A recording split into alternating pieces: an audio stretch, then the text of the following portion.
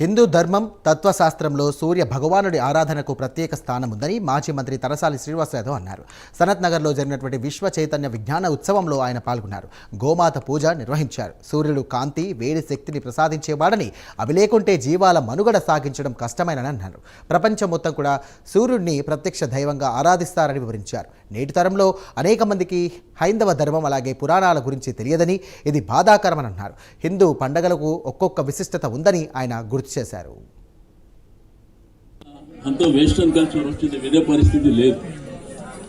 మళ్ళా అమెరికా కానీ, ఆస్ట్రేలియా కానీ, లేకపోతే ప్రపంచ దేశాలకు మన పిల్లలు పోయినప్పుడు అక్కడ మాత్రం ఇవన్నీ పవిత్రంగా పాటిస్తూ ఇక్కడికి వస్తేనే మర్చిపోతారు. ఒకప్పుడు సంక్రాంతి అనగానే ఎంతో గొప్ప పండుగ. ఆ పండుగ యొక్క గొప్పతనాన్ని గురించి మీకు చెప్పుకుంటున్నటువంటి సందర్భాలు తల్లిదండ్రులు కూడా పిల్లలకు చెప్తారు సంక్రాంతి ఎందుకు వచ్చిందని.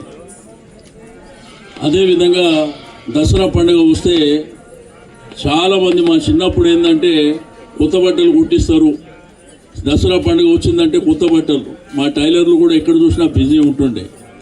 ఆ పండుగ గొప్పతనం గురించి తల్లిదండ్రులు చెప్తుండే, ఈ పండుగ గొప్పతనం.